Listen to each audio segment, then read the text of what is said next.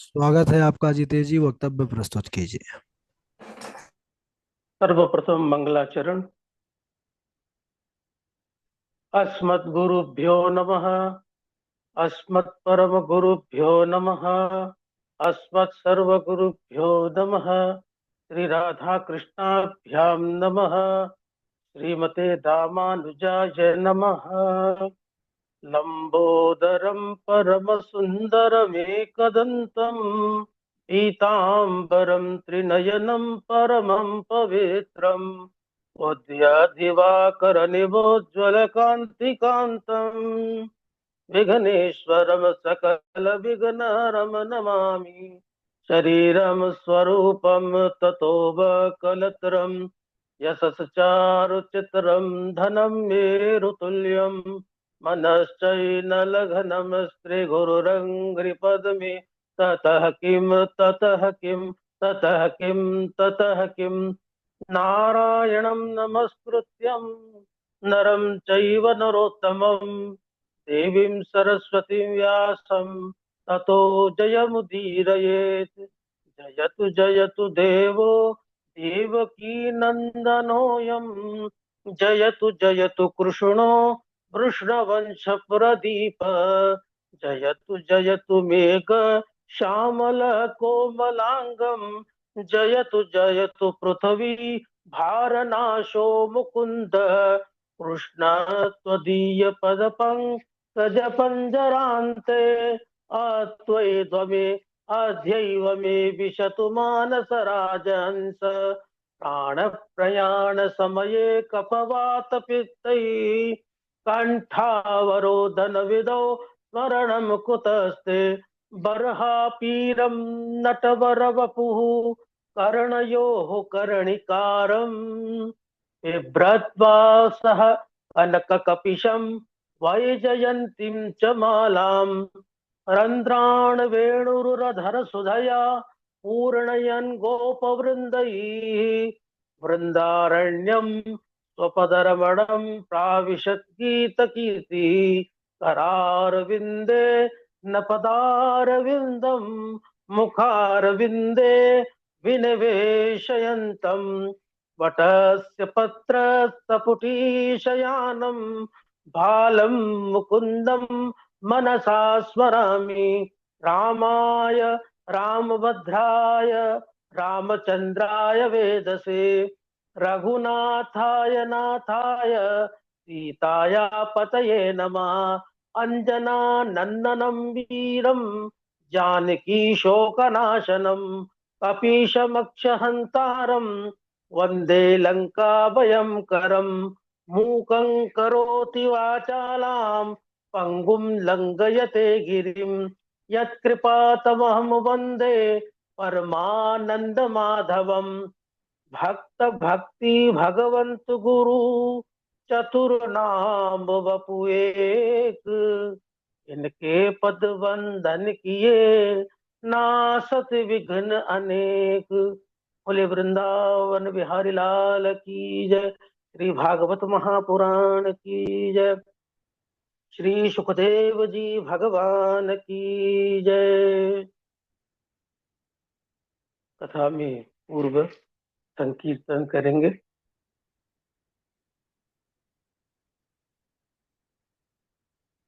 श्री कृष्ण गोविंद हरे मुरारी। हे नाथ नारायण वासुदेव। हरि बोल हरि बोल हरि हरि बोल। हरि बोल हरि बोल हरि हरि बोल। मुकुंद माधव केशव बोल। मुकुंद माधव केशव बोल। हरि बोल हरि बोल हरि हरि बोल। हरि बोल हरि बोल हरि हरि बोल। मुकुंद माधव केशव बोल। राम राम बोल कृष्ण कृष्ण बोल। बोले कृष्णचंद्र भगवान की जय। अनंत कोटि ब्रह्मांड नायक, अत्यंत कल्याण गुणगण निधान, सर्वाधिपति अकारण करुणा कारण, अकारण करुणा वरुणालय, सकल जन्य कल्य शापहारक परात्पर, पर ब्रह्मानंत कोटि कंधर्प दलन जटियान, निर्गुण निराकार सगुण साकार, जगदैक बंधु करुणैक सिंधु, परमात्मा सच्चिदानंद घन। भगवान श्री कृष्ण एवं राधा रानी जी के युगल चरणार बिंदों में दास का बारंबार प्रणाम। भगवत भक्तों, भगवत कथा अनुरागी, भक्तिमय मातृशक्ति भगनी बांधवों, सिया राम मैं सब जग जानी, करहूं प्रणाम जोर जुग पानी। कथा पूर्व में जहाँ थी कि विदुर जी दुर्योधन को मन में शंका हुई कि विदुर हमारे शत्रुओं की तरफ से युद्ध न लड़े। अब इसके आगे की कथा में हम प्रवेश करते हुए सर्वप्रथम अपने गुरु का वंदन करते हुए, प्रणाम करते हुए आशीर् चरणों में कथा को प्रारंभ करते हैं। श्री सुखदेव जी कहते हैं, सा निर्गतः कौरव पुण्य लभ्यो। महात्मा विदुर कौरवों को बड़े पुण्य से प्राप्त हुए थे। उनके जाते ही कौरवों के पुण्य भी उनके साथ चले गए। अनेकों तीर्थों में जाते हुए विदुर जी यमुना के तट श्रीधाम वृंदावन पहुंचे। वहां उन्होंने उद्धव जी को देखा तो हृदय से लगा लिया। भगवान श्री कृष्ण और द्वारिका वासियों की कुशलता के विषय में पूछा तो उद्धव जी के आंखों से अश्रु प्रवाह होने लगा। कुछ देर तो वह कुछ बोल ही ना सके, फिर अपने आंसुओं को पहुंच उन्होंने कहा, विदुर जी, भगवान श्री कृष्ण रूपी सूर्य के छुप जाने पर मैं द्वारिका वासियों की कुशलता का क्या वर्णन करूं। दुर्भगो बतलोकोऽयं यदवो नितरामपि, ये संवसन्तो न विदुर हरिर्मीनाम एवोडपम। विदुर जी, यह लोक भाग्यहीन है और उसमें भी यदुवंशी तो नितांत अभागे हैं, जो श्री कृष्ण के साथ रहते हुए भी उन्हें पहचान नहीं सके। जैसे अमृत में चंद्रमा के समुद्र में रहते हुए मछलियां उसे नहीं पहचान पाती, जब भगवान श्री कृष्ण स्वदान गमन करने लगे उस समय उन्होंने बद्रिका आश्रम जाने की आज्ञा दी, परंतु मैं उनका वियोग सहने में असमर्थ था। इसीलिए उन्हें उनके पीछे पीछे प्रभास क्षेत्र आ गया। उस समय उन्होंने सृष्टि के आदि में नाभि कमल पर बैठे हुए ब्रह्मा जी को जो भागवत रूपी ज्ञान प्रदान किया था, वही ज्ञान मुझे प्रदान किया। विदुर जी ने कहा, उद्धव जी, यदि मैं उस भागवत श्रवण का अधिकारी हूं तो मुझे भी आप भागवत सुनाइए।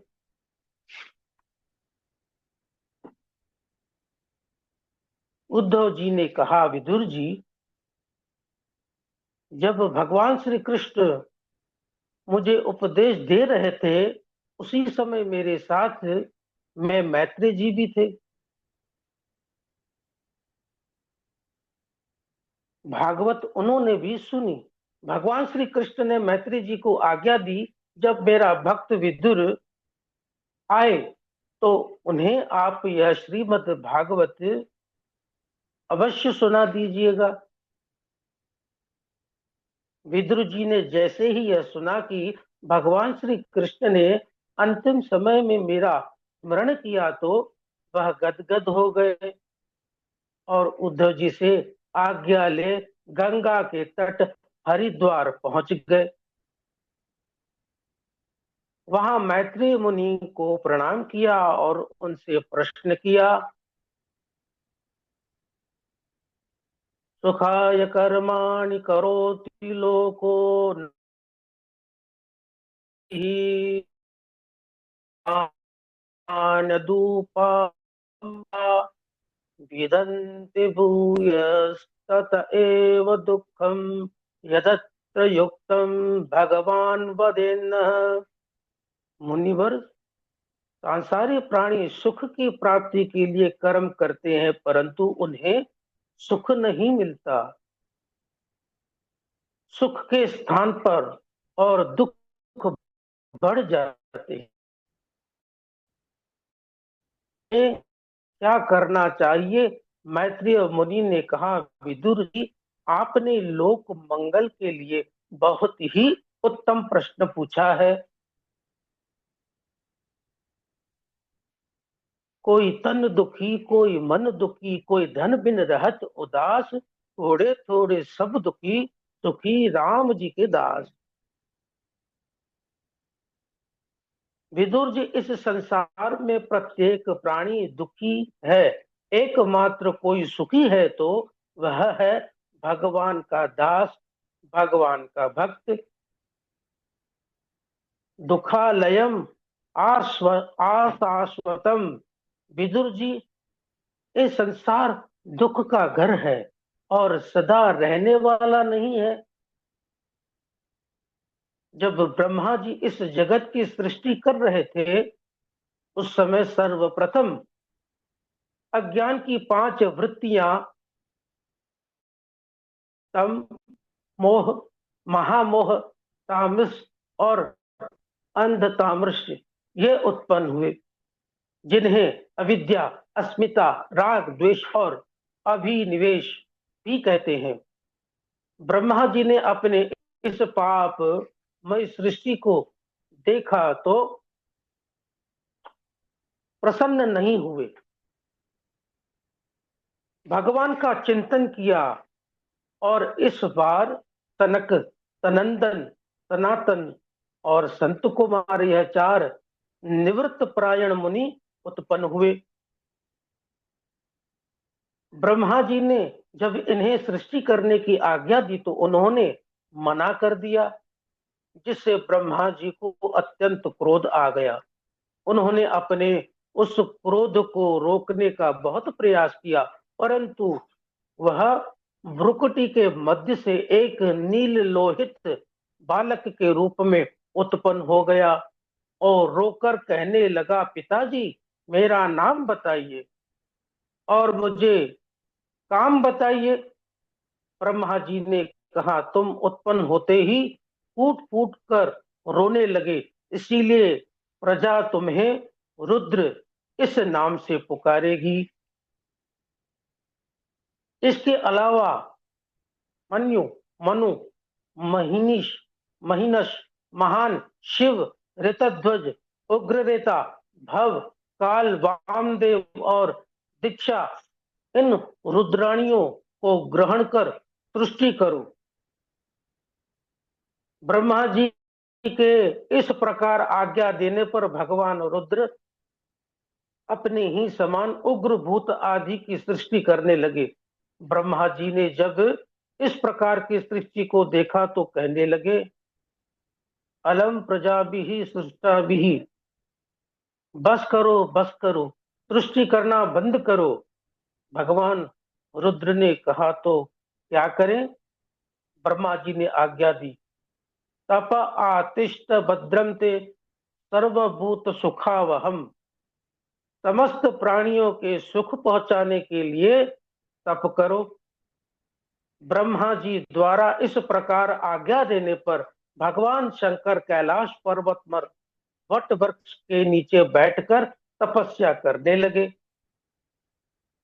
इसके पश्चात ब्रह्मा जी ने मरीचि, अत्रि, अंगिरा, पुलस्त्य, पुलह, क्रतु, वशिष्ठ, दक्ष और नारद इन 10 मानस पुत्रों को उत्पन्न किया तथा अपनी छाया से करदम ऋषि को उत्पन्न किया।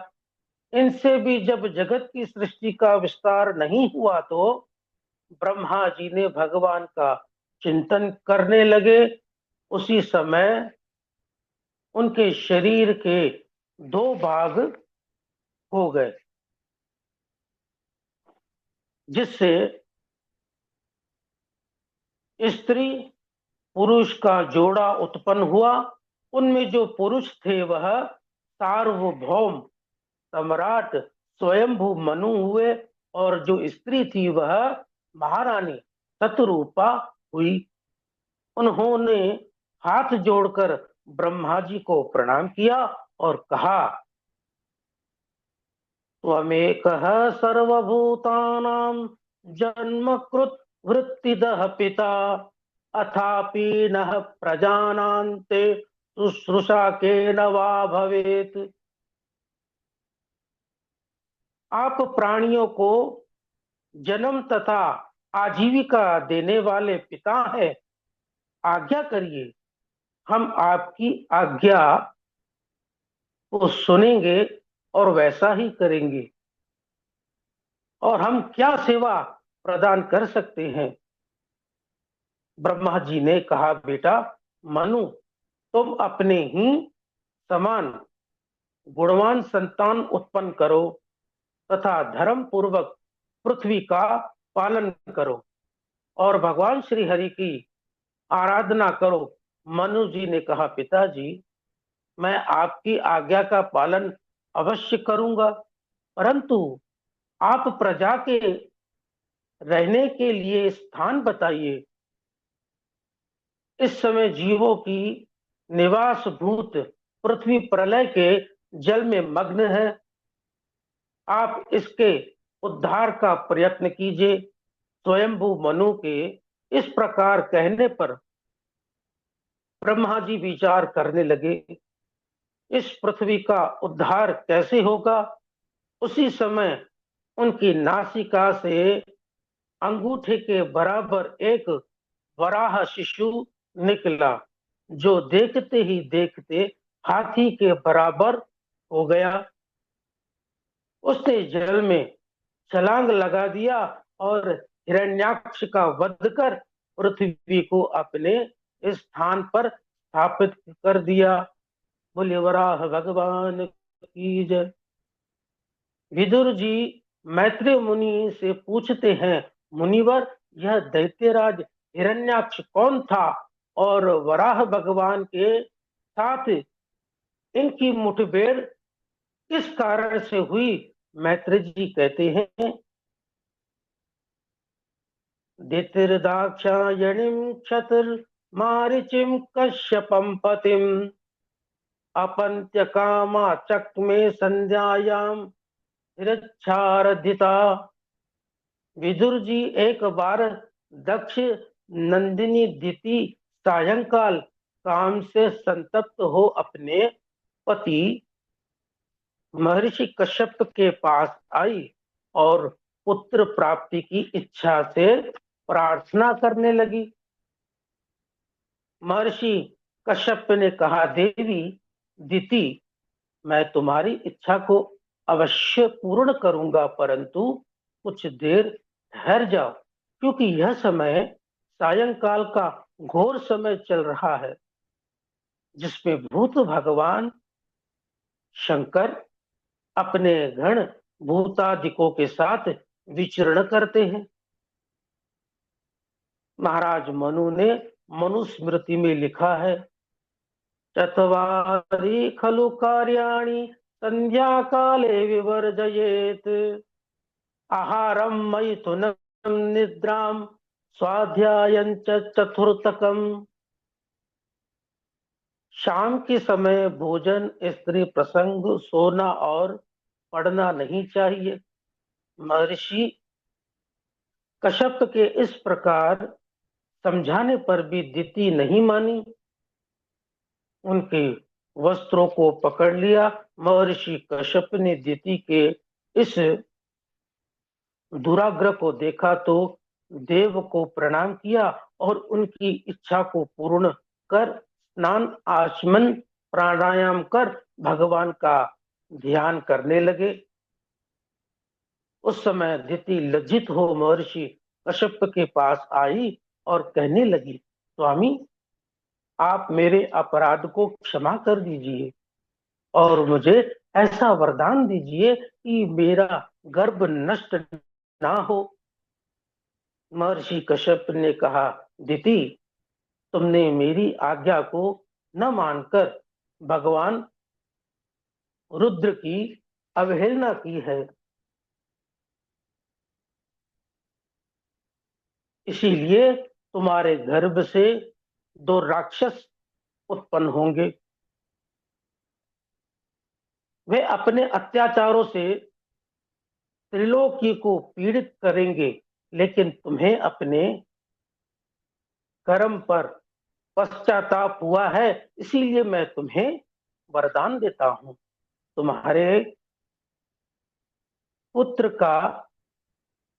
भगवान का परम भक्त होगा, जिसके यश का गान देवता, ऋषि, मुनि सभी करेंगे। ऐसा कह महर्षि कश्यप चले गए। यहाँ दिति ने अपने उस गर्भ को 100 वर्षों तक धारण किया। जब उस गर्भ के तेज से सूर्य आदि ग्रहों और इंद्र आदि लोकपालों का तेज क्षीण होने लगा तो सभी देवता ब्रह्मा जी के पास गए, उनके चरणों में प्रणाम किया और कहने लगे, हे ब्रह्मदेव, हमारे तेज क्षीण हो रहा है, इसका क्या कारण है? ब्रह्मा जी ने कहा, देवताओं, एक बार तुम्हारे पूर्वज और मेरे मानस पुत्र सनकादि ऋषि तीनों लोकों में भ्रमण करते हुए वैकुंठ लोक का दर्शन करने पहुंचे। वहां जब वे 6 द्वारों को पार कर 7वें द्वार पर पहुंचे तो वहां पहले से ही खड़े हुए भगवान के पार्षद जय और विजय ने उन्हें अंदर जाने से रोक दिया, जिससे सनकादि मुनीश्वरों को क्रोध आ गया। उन्होंने कहा, द्वारपालो, तुम रहते तो वैकुंठ में हो, परंतु तुम्हारी दृष्टि में भेद है, इसीलिए जाओ, असुर हो जाओ। सनकादि मुनियों के इस प्रकार श्राप देने पर जय विजय उनके चरणों में गिर गए और कहा, मुनिवर, हमें आपका श्राप स्वीकार है, परंतु हम पर ऐसी कृपा करो कि आसुरी योनि को प्राप्त कर भी भगवान का स्मरण हमें बना रहे। इसी समय मां लक्ष्मी के साथ भगवान नारायण वहां आ गए। उन्होंने सनकादि मुनीश्वरों से कहा, मुनीश्वरों, यह दोनों मेरे पार्षद जय और विजय है। इन्होंने मेरी परवाह न करके आपका अपराध किया है, इसीलिए अपने आपने इन्हें जो श्राप दिया है वह मुझे भी अभिमत है। इंदायाम स्वबाहुमपि वह प्रतिकूल वृत्तिम। यदि ब्राह्मणों के विरुद्ध मेरी भुजा भी आचरण करे तो मैं उसे भी काट दूंगा। इन ब्राह्मणों के कारण ही मुझे वह कीर्ति मिली है, जिसका गान करके पतित प्राणी भी मुक्त हो जाता है। नाहं तथास्मि यजमान हविर्विताने चोदत्कृत लुत लुतमदन्न उत भुगं मुखेन यद् ब्राह्मणस्य मुखतश्चरुतोऽनुगासं तुष्टस्य मय विहितिर्निज कर्म पाकैः। यजमानों के द्वारा बड़े बड़े यज्ञों में दी हुई आहुति से मैं उत्पन्न प्रसन्न उतना प्रसन्न नहीं होता जितना कि घी से युक्त पदार्थों को ब्राह्मणों को खिलाने से प्रसन्न होता हूँ। इस प्रकार भगवान ने ब्राह्मणों की महिमा का वर्णन किया और अपने अनुचरों को सांत्वना दी कि मुनि के श्राप के कारण अगर आपके 3 जन्म होंगे तो तुम्हारे उद्धार के लिए मैं 4 जन्म ग्रहण करूंगा।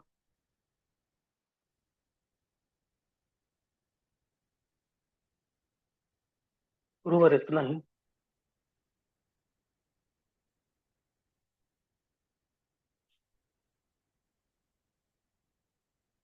बहुत सुंदर, बहुत बढ़िया जितेश जी, बहुत अच्छा है। हाँ, लेकिन थोड़ा सा ये जो चरित्र है वो थोड़ा ज्यादा समझने वाली है। वो क्या है, कथा कहानी वाला जो होता है वो तो एकदम आ जाता है। ये सब चरित्रों को थोड़ा और बार बार थोड़ा सा और ज्यादा भी समय देने की आवश्यकता है। इसमें थोड़ा और जी अच्छे से गुरुवर। समय दीजिएगा। बाकी और अच्छा है, शैली आपकी बोलने की कहने की बहुत अच्छी थी। और जी थोड़ा गुरुवर। सा हाँ, समय अभी इसमें ये थोड़ा सा ध्यान रखिएगा, इसमें और ज्यादा समय देना है। जी। हाँ, बाकी बहुत जी अच्छा है। गुरुवर। ठाकुर जी कृपा बनी रहे। जी जी गुरुवर।